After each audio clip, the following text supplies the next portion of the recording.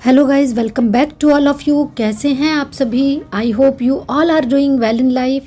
आज मैं आपके सामने बड़ी इम्प्रेसिव रीडिंग लेकर आई हूँ जो कि आपके फ्यूचर से रिलेटेड है। इसमें हम देखेंगे लोग आपके बारे में क्या सोचते हैं, क्या उनकी सोच है, आउटलुक है, आप में ऐसी कौन सी क्वालिटी है जिससे वो प्रभावित हैं, और फ्यूचर में क्या क्या होने की संभावनाएं हैं। इन्हीं संदर्भों पर हम बात करेंगे। चैनल को लाइक, सब्सक्राइब, शेयर अवश्य करें, कमेंट अवश्य करें।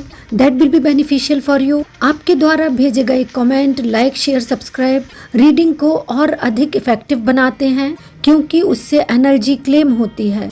टैरो कार्ड्स के साथ इस रीडिंग में आपकी राशि और अंकों का भी टच रहेगा जिससे रीडिंग मोर करेक्ट होगी। कार्ड्स मैंने पहले ही शफल कर लिए थे तथा कार्ड्स को सिलेक्ट कर लिया है। इनमें जो पहला कार्ड है वो कम्युनिकेशन का सामने आया है और इस कम्युनिकेशन के कार्ड को देखने से पता चलता है कि आप अपने रिलेशनशिप के संबंध में जो जानना चाहते हैं कि दूसरा पर्सन आपके लिए क्या सोचता है, तो ये कार्ड ये बताता है कि जो संबंधित व्यक्ति है वो किसी अपने नियरेस्ट डेरेस्ट व्यक्ति के पास जाकर आपके बारे में डिस्कस करता है अथवा करती है।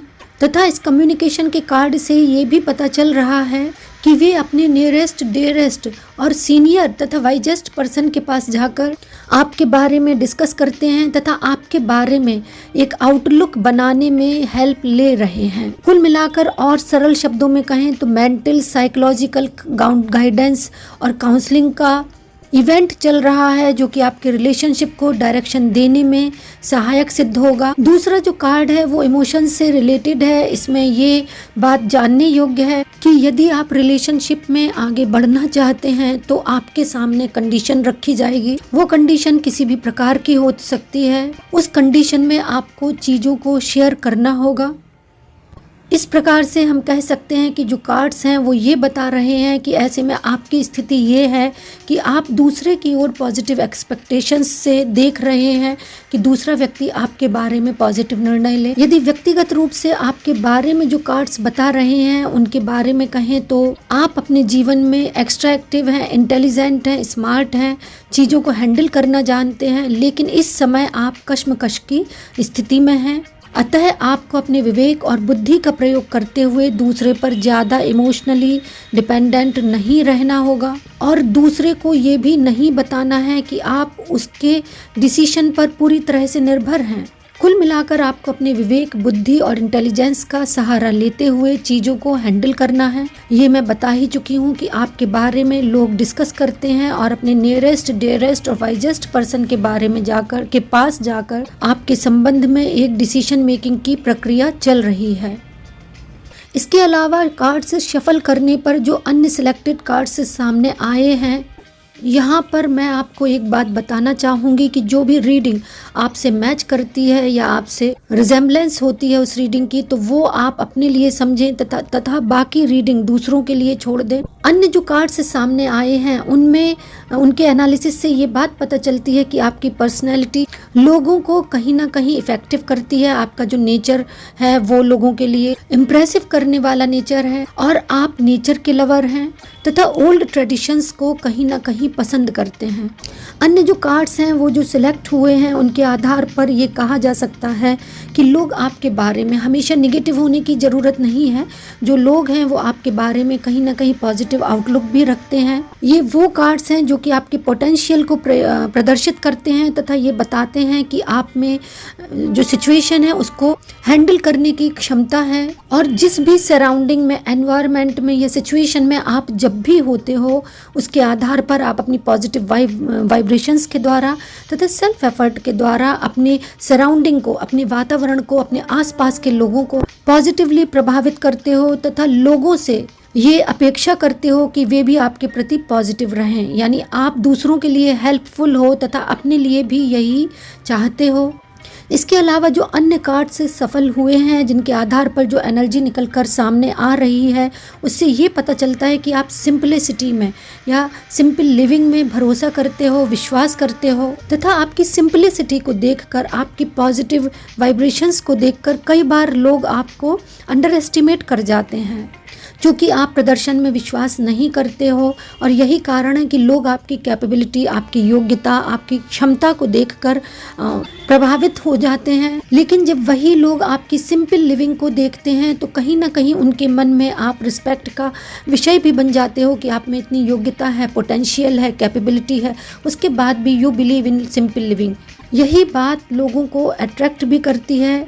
आपका नेचर इतना रॉयल है और आप इतने लोगों के प्रति कोऑपरेटिव हैं तथा हेल्पफुल हैं दैट दे लाइक यू। आप सेल्फ सेंटर्ड नहीं हैं, सेल्फिश नहीं हैं।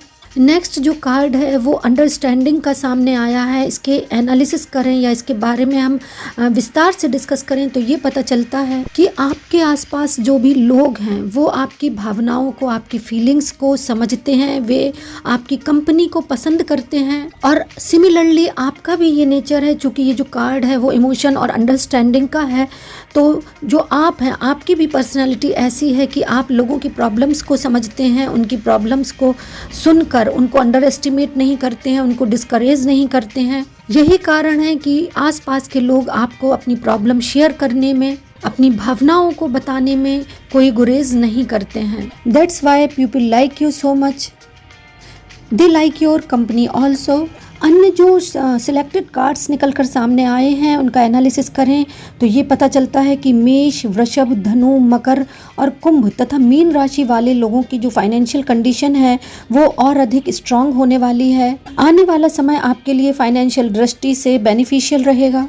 कार्ड्स जो सामने हैं उनसे आधार पर ये वाइब्रेशंस आती हैं कि आपका जो सेल्फ कॉन्फिडेंस है उसमें वृद्धि होगी, आपके आत्मविश्वास में बेहतरी देखने को मिलेगी। इसके अलावा जो भी कार्य हैं जिन्हें आप बहुत समय से इंतजार कर रहे थे उनका कुछ ना कुछ आउटकम पॉजिटिवली निकलकर सामने आएगा। स्वास्थ्य भी बेहतर रहेगा, लेकिन आपको ये सलाह दी जाती है कि आप किसी भी कार्य में साझेदारी से कार्य ना करें, किसी पर पूरी तरह से भरोसा ना करें और जल्दबाजी में किसी भी प्रकार का कोई भी निर्णय नहीं लें। जो कार्ड्स निकलकर सामने आए हैं उनका एनालिसिस करें तो ये भी वाइब्रेशंस आ रही हैं कि आपके विवाह के योग भी बनने की संभावना है। बस आप हल्दी और केसर का तिलक नियमित रूप से लगाएं, that will be beneficial for you. इसी प्रकार जो मिथुन और कर्क राशि के लोग हैं, टैरो कार्ड्स की गणना या रीडिंग ये बता रही है कि ये महीना आपके लिए बहुत ही शुभ होने वाला है।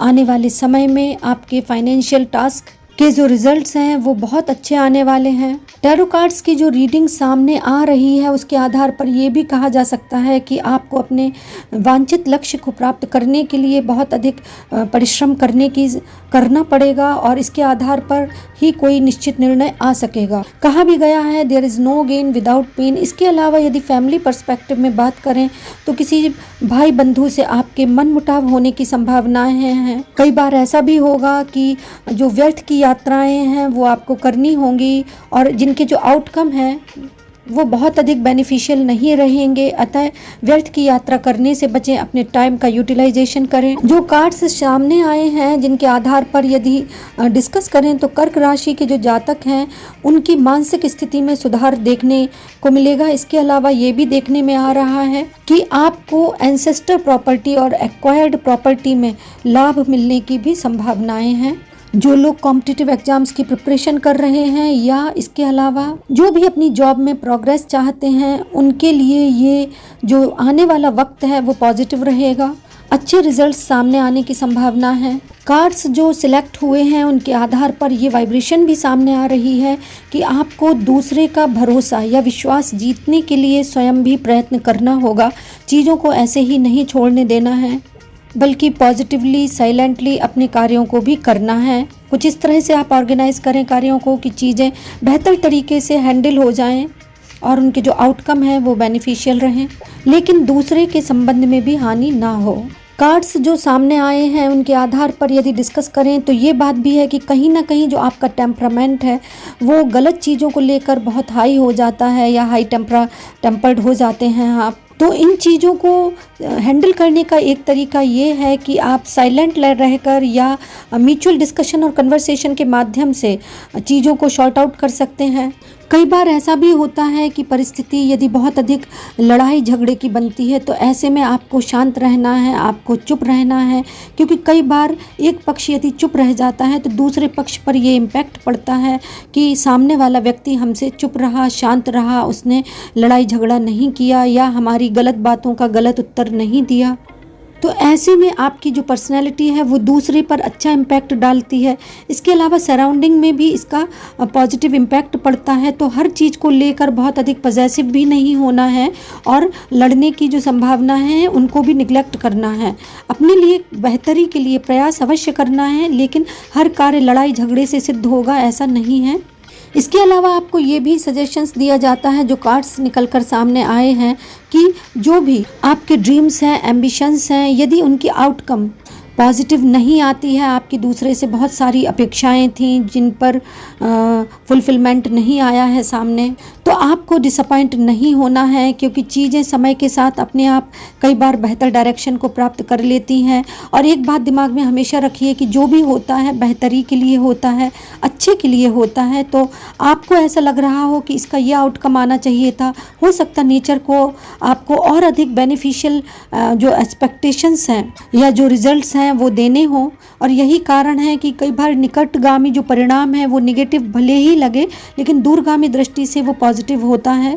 इसके अलावा यदि आप अपनी लाइफ में बहुत सारा प्रेम चाहते हैं, प्यार चाहते हैं, टुगेदरनेस चाहते हैं, तो इसके लिए ये ज़रूरी है कि आप लोगों को साथ लेकर चलें, लोगों के प्रति कोऑपरेटिव आउटलुक अपनाएं, तथा जहां पर वाद विवाद होने की संभावना हो वहां पर अनर्गल तरीके से बोलने से बचें, बहुत ही सावधानी से संभाषण करें। तो यही रीडिंग थी आज की। I think this will be beneficial for you, क्योंकि इसमें स्पेसिफिक सजेशंस भी दिए गए हैं और जिनको आप फॉलो करेंगे तो निश्चित ही 100% 101% दैट विल